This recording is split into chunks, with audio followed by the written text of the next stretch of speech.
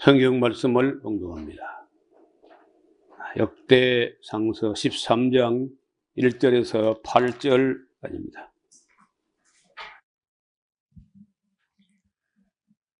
다윗이 천부장과 백부장 곧 모든 장수로 더불어 의논하고 이스라엘의 온 회중에게 이르되, 만일 너희가 선히 여기고 또 우리 하나님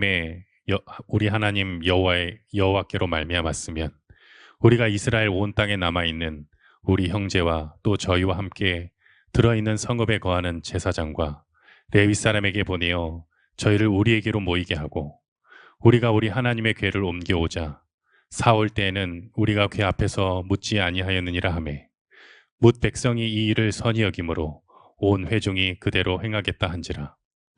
이에 다윗이 애굽의 시올 시내에서부터 하맛 어기까지 온 이스라엘을 불러 모으고 기럇 여아림에서부터 하나님의 궤를 메어오고자 할세, 다윗이 온 이스라엘을 거느리고 바알라 곧 유다에 속한 기럇 여아림에 올라가서 여호와 하나님의 궤를 메어오려 하니, 이는 여호와께서 두 그룹 사이에 계심으로 그 이름으로 일컫는 궤라.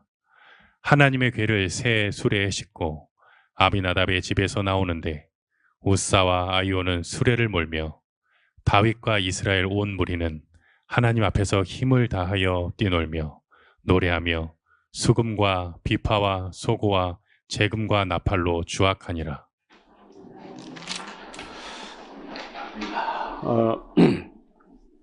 오늘 낮 시간에 말씀드린 그 뒷부분을 조금 더 연장해서 말씀드리고 진도를 따라 나가겠습니다.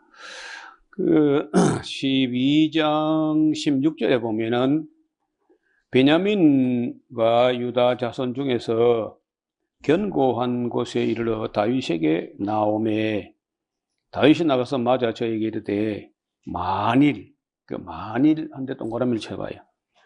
너희가 평화로이 와서 나를 돕고자 하면 내 마음이 너희와 연합하려니와, 만일 너희가 나를 속여 내 대적에게 붙이고자 하면 내 손에 불의함이 없으니 우리 열조의 하나님이 감찰하시고 책망하시기를 원하노라. 자, 이게 무슨 말이냐면은 지방 장관들, 장로들, 이런 사람들은 다윗을 왕으로 모시겠다고 했지만은 변수가 있어요. 이제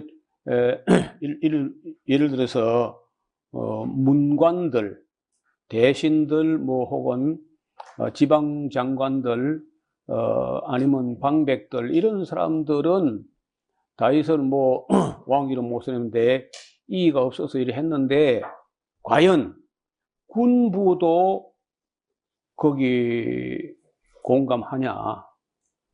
이건 문제가 되거든요. 그래서 언제든지 이제 누가 말썽을 부리냐 하면은요, 군부가 문제라는 거예요. 이게 무기를 있고 조직이 있기 때문에 무력과 조직이 있으면은 그건 왕도 마음대로 못해요. 그래서 항상 역사에 쿠데타 같은 그런 일들이 늘 있어 왔거든. 다윗이 은근히 좀 지방 방백들하고 대신들, 이런 문관들이야 다윗을 왕을 삼는다 이렇게 하지만은, 과연 군부도 그와 같이 한 마음이 돼 가지고 다윗에게 충성맹세를 할 것이냐 말 것이냐, 이건 남아있는 문제예요. 그래서 군인들 중에 대표자들을 딱 불러가지고 딱 부러져 이야기합니다. 혹시 여러분들이 평화로운 마음으로 진정으로 나를 돕고자 하면은 나도 여러분과 마음을 합하여 연합하겠지만은, 만일 너희가 솔직히 말해라, 나를 잡아가지고 적군에 붙이려고 하는 것이었다면은 나는 내 손에 나는 지금까지 불의한 게 없어. 난 떳떳하기 때문에 나를 잡아서 적군에 붙이려고 하는 마음을 군인들, 장군들 여러분이 품고 있다면은 하나님께서 여러분을 책망하시기를 원하노라. 이렇게 이제 다윗이 아주 무거운 이야기를 꺼냅니다. 그랬더니 그때에 성령이 30인의 두목 아마세에게 감동하여 가로되 다윗이여 우리가 당신에게 속하겠고 이새의 아들이여 우리가 당신과 함께하고 하리니 원컨대 평강하소서. 당신도 평강하고 당신을 돕는 자에게도 평강이 있을지니 이는 당신의 하나님이 당신을 도우고 있습니다. 한지라 이에 이제 다윗이 접대하고 세워서 군대 장관들을 세우고 이 군 조직을 정비를 해서 제자를 지키게 했다. 그런 이야기예요. 그리고 이제 그 뒤에 24절에 보면요, 유다 자손 중에서 방패와 창을 들고 싸울 만한 예비한 자가 6,800명이고 시므온 자손 중에서 싸울 만한 사람이 7,100이고 세 번째 레위 자손, 네 번째 베냐민 자손, 다섯 번째 에브라임 자손, 31절에 므낫세 반지파, 32절에 이사갈 족속, 33절에 스불론 족속, 그 다음에 33절에 납달리 족속, 아까 이제 베냐민 유다 자손, 이렇게 다 해가지고 35절에 단 자손, 36절에 아샬 자손, 이렇게 전부 하니까 능히 싸우는 자가 전체 한 12만 명 정도가 다윗에게 충성을 맹세했다는 겁니다. 그러면 이제 행정하는 문관들이나 지방 장관들, 지방 방백들 이런 사람들이 다 다윗을 왕으로 동의했고 군부도 각 지파별로 선발된 모든 군부가 다 한마음이 돼가지고 다윗 왕의 충성 맹세를 했다고 보면 돼요. 이제 그렇게 그러면 이제 내부, 내각, 군부 이게 다 조직이 기초가 다 조직이 됐는데 딱 조직되자 또 할 일이 뭐냐? 아까 우리가 본 대로 다윗이 수도를 정하는 거 했고 지금 그 문관들 아니면 또 무관들 이걸 다 조직 정비를 해서 자리에 앉혔고 그 다음에 이제 해야 할 일에 대해서 여러분 일에 있어서 우선순위나 순서가 매우 중요한데 딱 다윗이 수도를 정한 후에 또 이 그 군 장차관들 뭐 군부 이게 다 정비가 된 후에 뭘 다윗이 인식하냐 하면요. 법궤를 모실 곳에 모셔야 된다. 자, 이런 거 보면요. 다윗이 생각이 참 반듯한 거야. 보통 그 쫄짱부들 같으면요. 사울 왕가에 충성했던 사람들을 막 삼족을 멸하고 이런 짓 할 거라. 나중에 보면요. 거꾸로 합니다. 예를 들어서 그 사울 집안에 있던 베냐민 집안에 있던 왕권이 유다 지파 베들레헴 사람 다 다윗에게로 넘어오면서 정권이 바뀌는 그 와중에 본인 의사와 상관없이 해를 당하거나 불이익 당한 사람이 없나 하고 그걸 찾아요. 왜 그러냐면 정치 보복이 아니라 정치 보상이 있어야 된다는 거야.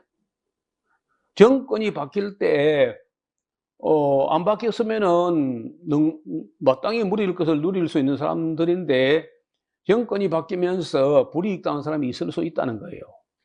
그래서 그걸 찾아보니까 요나단의 아들 중에 무비보셋이라고 하는 양쪽 다리를 다 절어 이것도 쩔뚝, 저것도 쩔뚝. 그러니까 양발이 다 쩔뚝이라고 되어 있는데, 그 찾아 보니까 그런 사람이 그때까지 몰랐어요. 다윗이 뭐 그냥 이 전란통에 자기가 그렇게 존경하던 요나단에게 어떤 아들이 있는지 뭐 전혀 모르고 있었는데, 그걸 다 조사를 해보니까 이제 그런 사람이 있는 거예요. 그래서 무비보셋을 불러오라고 해서 그 다윗 왕 앞에 오니까 바들바들 떨더라는 거예요, 아이가. 뭐 정치 보복에 나 같은 자기 말로 그 무비보셋이 자기 말로 양쪽 발을 다 절고 아무 쓸모없고 사울 왕의 손자가 요나단의 아들이니까 이게 정적에 속한 걸로 그 사울 왕가가 다윗을 죽이려고 얼마나 애를 썼어요. 그 정적에 속하니까 그 뭐 정치 보복이라는 것은 불을 보듯 뻔하다. 그러니까 아이가 뭐 무비보셋이 바들바들 떨었다는 거예요. 사시나무 떨듯이 떨었다는 거예요. 그래서 다윗이 무비보셋이요 이렇게 하니까요. 그냥 뭐 새파랗게 찔리는 거죠. 근데 다윗이 뭐라 하느냐. 내가 내 형 요나단을 생각해서 너를 왕자 중 하나처럼 너는 평생에 내 집에서 내 상에서 함께 먹고 마실 거야. 그래서 무비보셋이 아니 왕께서 지금 썩은 개 같은 죽은 개 같은 나를 무엇이 간데 그렇게 돌아보시나니까 아주 감격해하는 그런 장면이 나와요. 이런 걸 볼 때 참 성군이라는 거예요, 다윗이. 정치 보복이 아니고 정치 보상. 지금 우리나라나 미국 같은 데 보면요, 이게 정권이 한번 바뀌면요, 완전히 폭격판이라. 승자 독식을 해버리거든. 싸그리다 긁어서 끌어버리고, 다 쫓아내버리고, 생짜비 갖다 집어 밀어 넣어가지고, 막 낙하산 타고 와가지고, 그러니까 이게 뭐, 정권 바뀔 때마다 각 부서가 이런 부조화 때문에 애를 먹는 거예요. 반면에 내가 중국을 뭐 찬양하거나 그런 게 아니고 중국은요 그런 패단을 다 봤어. 그래서 양당제를 해가지고 바뀔 때마다 생몸살 앓게 안 하고 그 일당 독재잖아. 그리고 중국의 그 9명의 상무위원이 있는데 한꺼번에 다 갈아치워가지고 국회 원 구성하는데 막 싸움박질하고 막 법사위원장, 운영위원장 서로 하려고 막 그 박터지게 일이 4년마다 그 원 구성하는데 거의 반년 내지 1년이 걸리거든요. 그러면 그것도 상해가지고 서로 영원한 철천지 원소가 돼버리고 이게 이제 미국이나 한국이 그렇다는 거야. 중국 어떻게 하느냐? 일당 독재야. 싸울 게 없어요. 그리고 그 상무위원을 한꺼번에 갈아치우는 게 아니고 3년인가 4년인가마다 3분의 1씩만 갈아요. 그리고 큰 틀은 가만히 있는 거야, 큰 틀은. 임기된 사람들 또 갈고 그 항상성과 계속성이 꾸준히 유지되게 그 중국이 이게 발명한 거야. 그 대단하게 안정되게 한다, 그걸 갖다가.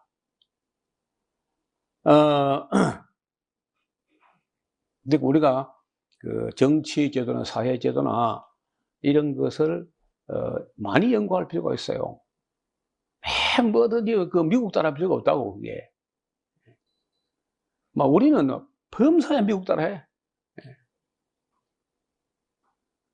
그래서 미국은 워낙 크니까 인재 풀이 있어요. 미국이란 나라는 그 민주당이 잡아도 인재 풀에 사람들이 많아요. 또 공화당이 잡아도 워낙 나라가 크니까 인재 풀이 이렇게 있어가지고 그 내각 조각하는데 뭐 그 인재가 없어서 애먹는 그런 건데 한국은 볼 때 진짜 인재가 없습니다. 내가 아무리 봐도 인재가 없어. 있어도 청문회 한번 다 쓰고 다 끝을 내가지고 다 괜찮은 사람은 전부 다 청문회 한번 하고 나면 그냥 집으로 가이도 완전히. 그래서 인심이 아주 인심이 깨져버리고 야박하게 돼버리고 이렇게 되는 게 우리 모습인데 참 조금 안타깝다는 거예요. 국회의원도 한꺼번에 싹 갈아치워 하지 말고 중국처럼요 3년마다 3분의 1씩만 갈아가고 이렇게 항상성이나 계속성이 유지되도록 그렇게 했으면 참 좋겠어요. 빨리 헌법개정 내가 할 때 내가 좀 참여해야 되는데. 마음에 안 들어요. 제가 뭐 나라에서 뭐 인재가 없으니까 제가 볼 때 매번마다 대통령마다 대부분 준비가 안 된 사람이 대통령이 되고 하니까 장차관 뭐 그 15분가 뭐 거기에 장차관 하면 30명 되고 다음 한 40명 정도는 팀을 짜야 정부를 꾸리는데 그 40명 정도가 없어가지고 번번이 그 애를 먹는 게 우리 모습이거든. 우리나라 모습이라는. 참 마음에 안 들어요. 그러면 여당, 야당은 그렇다 하더라도 양당제를 한다 할지라도,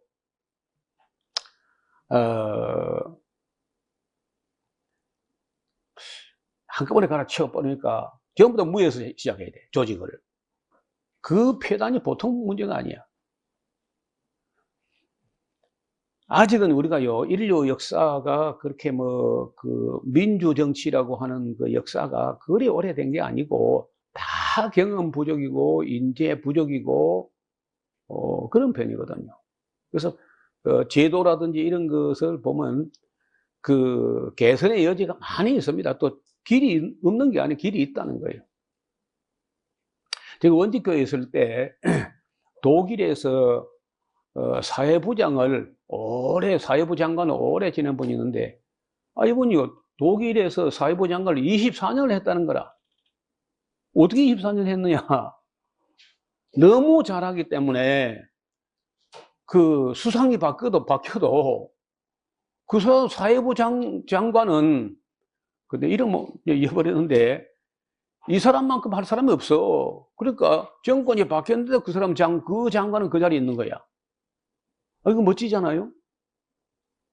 그만한 인물이 없다는 거야. 무조건 그저 판을 싹 갈아버리고, 그래서 무에서 조직을 하니까, 할 때마다 밑에 사람들은 이제 뭐, 생몸살을 앓고 안 맞아가지고, 우리는 이런 상황인데, 뭐 늘 그러니까 뭐 그런가 보다 하지만은, 그렇지 않은 나라도 있습니다. 그런 것 때문에 싸우고 하지 않고, 조용히 이렇게 하거나, 아니면은 그냥 아예, 그, 의원 내각제, 내각 책임제로, 해가지고 정권, 바뀌는 게 수시로 바뀌어도 아무 문제 없이, 그죠?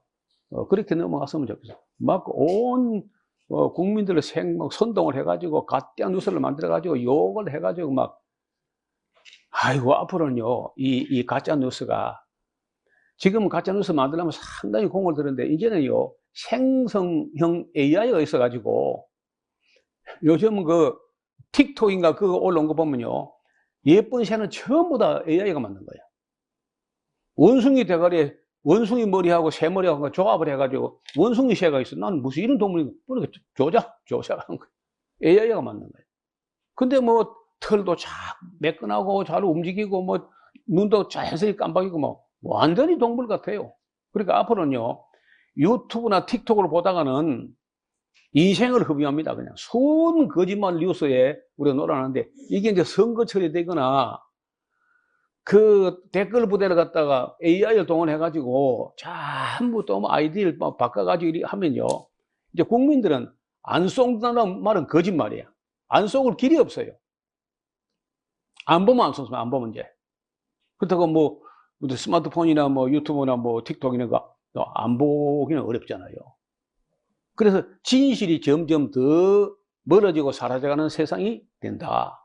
이 점을 우려하지 않을 수가 없다는 거예요. 그리고 우리는 전혀 민주 시민 교육 안 하고 무조건 그 우리나라 뭐 소위 말하는 보수 우파는 방공만 하면 무슨 짓 해도 괜찮은 거야. 방공만 하면은. 아니면 방공을 안 하면 아무리 정도는 빨개 몰아버려 또. 그런 수준으로 정치인들이 더 수준이 낮고 언론이 더 멍청하고 악해. 이러니까 국민들이 맨 이리 시들고 저러니까 보고 놓고 보면 항상 마음에 안 들고 이제 그런 거예요. 다윗을 볼 때 참 그런 면에서 참 인물이다. 이거는 뭐 역사에 다시 나오기 어려운 그런 인물인 거예요. 그래서 딱 그저 법궤에 모시는 것을 먼저 꺼내는 앞을 보세요. 그림을 보시면은 애굽에서 이제 이 법궤가 애굽에서 오는 시내산에서 이거 왔잖아. 여기까지 와가지고 여기서 이제 모세는 죽고 여호수아하고 갈렙하고 이제 이런 사람들이 이제 들어가서 이제 여기에 처음에 길갈로 왔다가 여리고로 갔다가 그 다음에 에발산 쪽으로 갔다가 그리심산 쪽으로 갔다가 실로, 여기가 이제 실로가 에브라임, 여호수아가 속한 지파가 에브라임 지파거든요. 거기가 수도처럼 된 거네.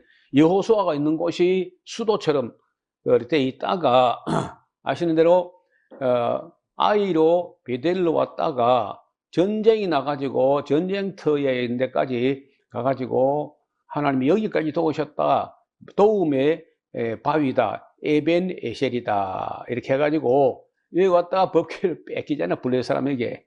그래 빨간 경로는 법궤가 블레셋 사람 손에 뺏겨가지고 이제 아벡으로 갔다가 욥바로 갔다가 아스도스로 그리고 이제 가드로 에그론으로 갔다가 가는 곳마다 재앙이 일어나니까 벳세메스란 말은 벳은 집이고 세메스는 태양신이라 태양신의 집이라는 곳으로 법궤가 갔다가 사울왕이 뺏겨가지고 많이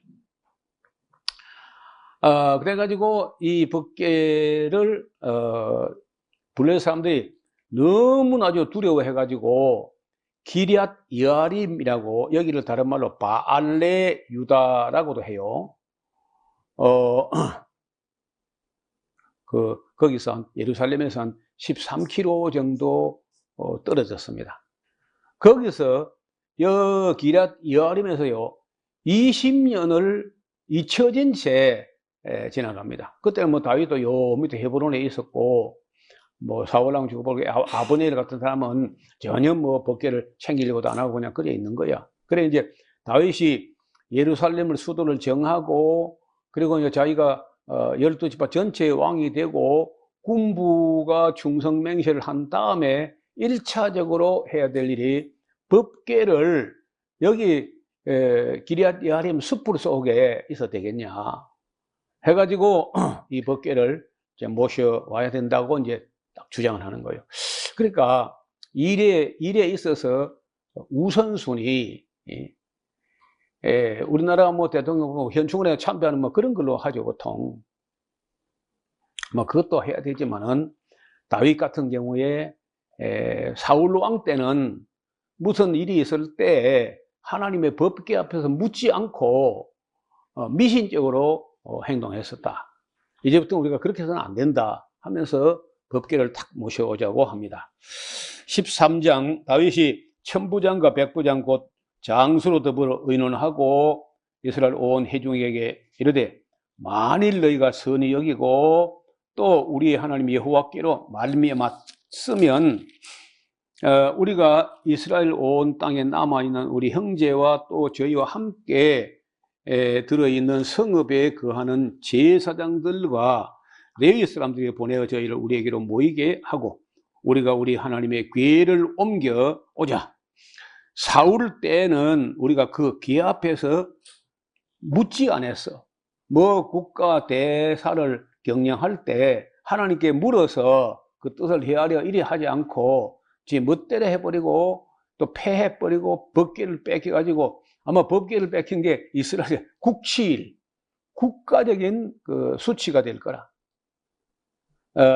그래서 다윗이 이제 딱 왕이 되자 일의 우선순위를 안다는 거예요. 예를 들어 이 일머리라고 하는데 정치를 하는 사람이나 뭐 또 뭐 목회를 하는 사람이나 아니면 뭐 무슨 일을 하든지 간에 일을 딱 보면요 일의 우선순위가 보여야 돼. 무엇이 우선인지 무엇부터 먼저 할 것인지 이런 게 딱 보인다는 건데 이런 것도 참 다윗은 탁월한 안목이 있었다는 거예요. 그래 뭇백성이 이 일을 선히 여김으로 온 회중이 그대로 행하겠다 한지라. 이에 다윗이 애굽 시홀 나일강의 다른 이름이 시홀이라 그래요. 시내에서부터 하맛 어기까지 온 이스라엘을 다 불러 모으고 기럇 여아림에서부터 하나님의 궤를 메어 오고자 할새 다윗이 온 이스라엘 거느리고 바알라 혹은 바알레 유다라고 하는데 거기 속한 기럇 여아림이라는 성에 올라가서 여호와의 법궤를 메어 오려고 하니 이는 여호와께서 그 그룹 사이에 계심으로 그 이름으로 일컬는 괴라. 하나님의 괴를 새 수레에 싣고. 이거부터 이제 뭐 다윗이 뭘 모르는 거예요. 뭘 잘 몰라서. 이게 수레에 실는 게 아니고 그 레위 지파 아론의 자손들이 제사장들이 정중히 어깨에 메야 되는 건데 그 수레에 자기 딴 잘한다고 한 거야. 여러분 이게 잘한다고 한 것이지만 의도 자체가 나쁜 건 아니지만은 뭐 춤추는 게 중요한 게 아니고 율동하는 게 중요한 게 아니라 법도를 따라야 돼. 법을 따라서 아무리 옳은 일이라도 당위성이 있다 할지라도 옳은 일을 그 절차에 따라서 해야 돼. 그러하지 않고 수레에 싣고 아비나답의 집에서 나오는데 우사라는 사람하고 아효라고도 하고 아효 같은 말입니다. 다른 데는 아효라고 되어 있어요. 수레를 몰면서 다윗과 이스라엘 온 무리는 하나님 앞에서 힘을 다하여 뛰놀며 노래하며 수금과 비파 소고와 지금과 나팔로 막 연주를 하고 그렇게 합니다. 기돈의 타작마당에 이르러서는 소들이 막 날뛰고 하니까 우사가 손을 펴서 괴를 붙들려고 했는데 우사가 손을 펴서 괴를 붙들므로 인하여 여호와께서 진노하사 치심에 우사가 거기 하나님 앞에서 죽으니라. 그 우사는 아마도 제사장, 다시 말하면 레위 집하고 제사장이고 알만한 사람인데 몰라. 뭐 모르는 게 무슨 죄냐 싶어도요. 알아야 될 사람이 반드시 알고 다윗이 그래 하려고 할 때 이렇게 하는 게 아닙니다. 얘는 제사장 아론의 자손들이 메어야 됩니다. 근데 그것도 모르는 거라. 그러니까 알아야 될 건 모르는 것도 죄가 된다는 거예요. 그 우사가 그래가지고 소는 아마 아는가 봐. 소는 이게 실린 거 아니라고 막 날뛰는 거 보면 나 이거 안 질래 하면서 막 소는 날뛰는데 제사장이 모르는 거야 이제. 그리고 우사가 죽었잖아요. 여호와께서 우사를 충돌하심으로 다윗이 분하여 분한다기보다 두려워하기도 하고 해서 그것을 베레스 우사, 하나님 왜 베레스를 공격하시는가 하고 베레스 우사라고 했다는 거예요. 그 이름이 오늘까지 그 지명이 됩니다. 그날에 다윗이 하나님을 두려워하여 가로되 아이고야 내가 어찌 하나님의 귀를 내 곳으로 모시고 가리오. 나도 까딱하면 죽을라 막 이렇게 겁을 내는 거예요. 그래서 왜 그랬는지 아직 모르는 거라. 그래서 나중에 그래서 괴를 다윗 성으로 예루살렘을 메우지 못하고 오벳 에돔이라는 사람 집에 그 가드 사람이야. 그러니까 블레셋 사람인데 블레셋 사람 죽으라고 놔두고 그러면 다윗이 자기는 못 가져오면서 가드 사람은 오벳 에돔 집에 두고 왔어. 근데 나중에 이제 뭐 세월이 한 3개월 지났는데 소문이 들리기를 그 가드 사람, 블레셋 사람이라도 여호와의 법궤를 모시고 석 달 지났는데 그 집에 뭐 복을 주셨대. 무슨 복을 어떻게 줬는지 몰라요. 비 오나요? 예, 어떤 복을 주셨다고 이제 소문이 들리니까 다윗이 그럼 다시 가지러 가야지 하면서 이번에는 이제 연구를 했어. 와서 왜 우사가 죽었냐. 여러분, 얻어맞으면요, 생각을 해봐야 돼. 형통한 날에는 찬송하고, 공고한 날에는 생각하라. 그래야 뭐, 우사가 왜 죽었는지를 두고, 우사가 잘못한 게 없고, 법궤가 떨어질라 하는 걸 그 붙잡은 뿐인데, 그 우사가 죽었냐 하고 막 고민을 많이 했던 것 같습니다. 그래, 모아놓으니까요. 그래도 누군가 또 아는 사람이 있는 거야. 여러분, 우리가 뭘 할 때, 옳다고 해서 막 저지르고 해버리고 그러면 안 돼. 알아보고 해, 알아보고. 그래, 알아보니까, 수레에 실린 게 아니다. 이제, 알게 된 거죠. 그래서 이번에 갈 때 이제, 다시 갈 때는, 제사장들이 가서 어깨에 메고 한 6걸음쯤 떼보니까 아무 일 없거든요. 아무도 안 죽고. 그러니까 다윗이 너무 즐거워하면서 감사하며 감격하면서 그 앞에서 정말 뛰놀면서 예루살렘까지 인솔해 왔다. 이제 그런 얘기예요. 자, 그 다음에 여기 이제 14장에 보면은요, 두로 왕 히람이라는 사람이 다윗에게 사자를 보내어 백향목과 석수와 목수를 보내가지고 그 궁궐을 건축하게 했어요. 다윗이 그때까지만 해도 사울 왕도 궁궐, 대궐 이런 게 없어요. 왕궁 이런 거 없고 그냥 자기 집에서 농사도 짓고 양도 치고 하면서 국가 대사가 있을 때만 와서 이제 집무하는 이런 식으로 일을 했던 것 같습니다.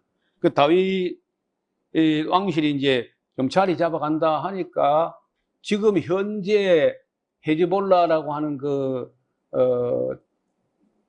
레바논에 아주 무시무시한 군대가 있는데 바로 거기가 옛날에 두로예요.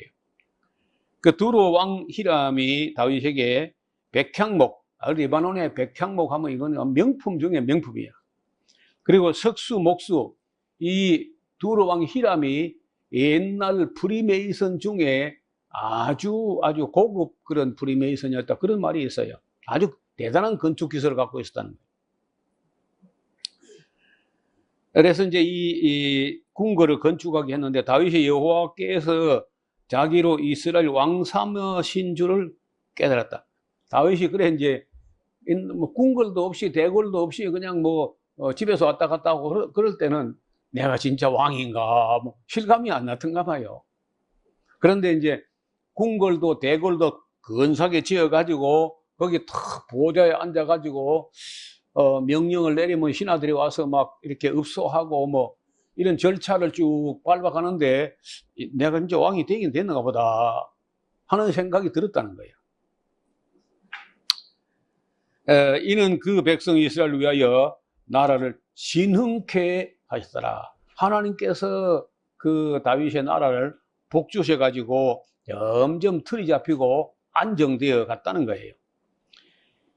그리고 이제 다윗이 예루살렘에 또 아내들을 취하여 또 자녀를 더 낳게 됐는데 예루살렘에서 낳은 아들들의 이름은 삼무와 소밥과 나답과 솔로몬, 이팔, 엘리수와 엘벨렛, 노가와 니벡과 야비아와 엘리사마와 부엘레아다와 엘리벨렛이었더라. 옛날에는 이제 왜 왕이 이렇게 여러 아내를 거느려 가지고 그 왕의 아들들을 많이 낳게 하느냐 하면은 왕실의 울타리는 든든한 게 좋다. 하나 있다가 덜컹 죽거나 하면은 후사가 그냥 불안해지잖아요. 대가 끊겨버려 가지고.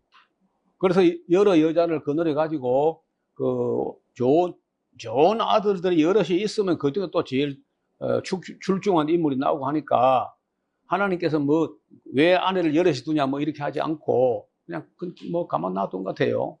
어떻든 그래서 아들이 지난번에 본 대로 처백에서 난 아들 말고도 다윗의 아들이 19명이나 됩니다.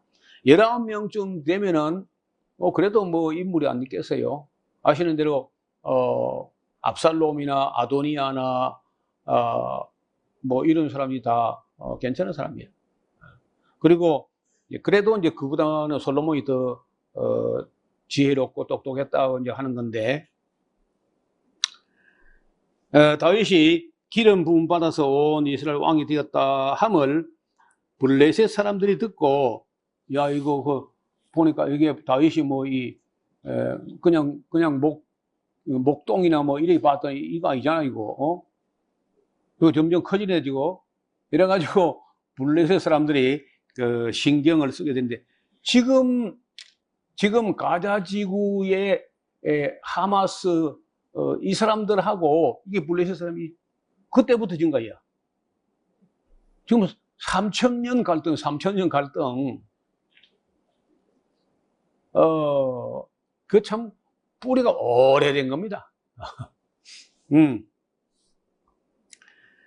그래서 다윗을 잡으려고 다 올라왔는데 다윗이 듣고 방비하러 나갔으나 블레셋 사람이 이미 이르러 르바임 골짜기를 침범하였는지라 다윗이 하나님께 물어 가로되.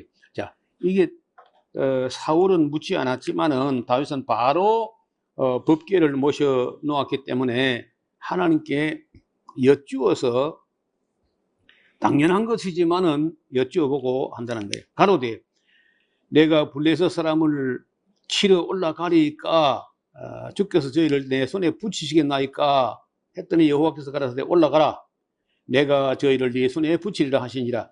이에 무리가 바알브라심으로 올라갔더니 다윗이 거기서 저희를 치고 가로되 와 하나님이 뭐 물을 흩음같이 내 손으로 대적을 흩으셔서 함으로 그 이름을 바알브라심이라고 했다는 거예요. 블레셋 사람이 그 우상을 그곳에 뭐 내팽개치고 도망을 갔습니다. 그래서 다윗이 명하여 그 다 주워 다 불살라버려 그냥. 블레셋 사람이 다시 골짜기를 침범한지라 다윗이 또 하나님께 묻자온데 하나님이 이르시되 마주 올라가지 말고 저희 뒤로 돌아 뽕나무 숲을 맞은편에서 저를 엄습하되 뽕나무 꼭대기에서 숨어 있다가 걸음 걷는 소리가 들리거든 곧 나가서 싸우라. 하나님이 네 앞서 나아가서 블레셋 사람의 군대를 치리라 하신지라. 이에 다윗이 하나님 명대로 행하여 블레셋 사람의 군대를 쳐서 기본에서부터 게셀까지 이르렀더니 다윗의 명성이 그냥 그 사건 때문에 열국에 퍼져나갔고 여호와께서 열국으로 다윗을 두려워하게 했다는 거예요. 그러니까요, 그 한 나라의 지도자가 어떤 사람인가 하는 것이 안 알려지는 것 같아도 순식간에 다 알려집니다.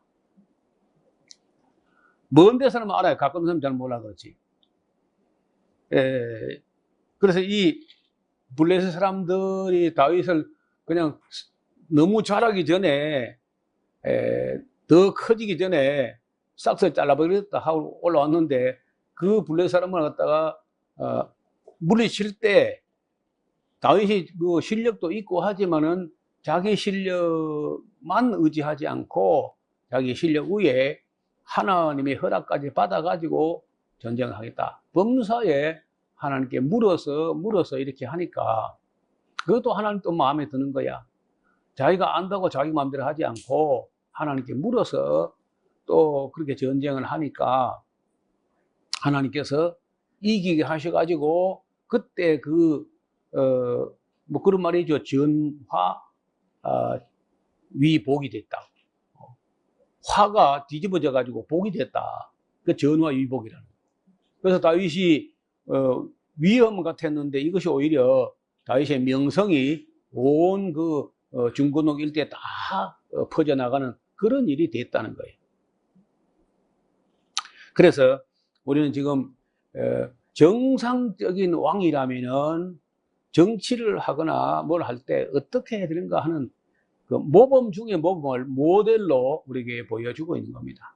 그래서 크고 작은 일들을 우리가 안다고 아는 대로 해버리지 않고 크고 작은 일들을 하나님께 여쭈어 가면서 한 걸음 한 걸음을 내딛는 그런 행보를 우리가 보고 또 일에 있어서 그 우선순위를 살펴서 무엇이 중요한가, 무엇이 우선인가 이런 것도 다윗에게서 읽을 수 있고 또 자기가 안다고 해서 뭐 아는 대로 막 그냥 막 해버리지 않고 한 걸음 한 걸음씩 꼭 그렇게 확인하고 가는 그런 모습도 우리가 배울 만한 일이다 이렇게 봅니다.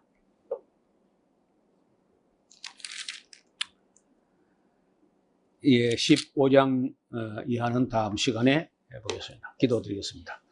하나님 아버지, 오늘 하나님의 사람 다윗이 그 왕이 되었지만은 어떻게 해서 군부의 충성을 맹세받고 또 무슨 일부터 먼저 했는지 일의 우선순위를 아는 것과 어려운 일이 닥쳤을 때 일수록 자기 아는 대로 자기 상식으로 하지 않고 하나님께 여쭈어서 전쟁을 하고 그 전쟁이라는 화가 뒤집어져서 오히려 복이 되는 그런 모습도 우리에게 보여주셨습니다. 우리가 다윗을 잘 배워서 다윗처럼 하나님 마음에 드는 우리 모두가 되게 하여 주옵소서. 예수님 이름으로 감사드리고 기도하옵나이다. 아멘.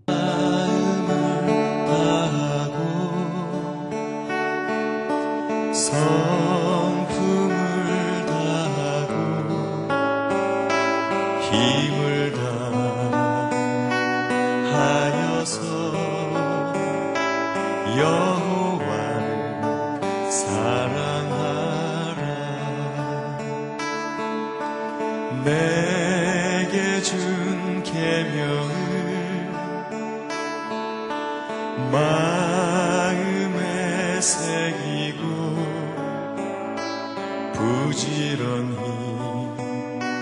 부지런히 이웃에게 전하여라. 그러면 내가 짓지 않은 큰 집을 주리라. 내가 심지 않은 과실을 먹게 하리라.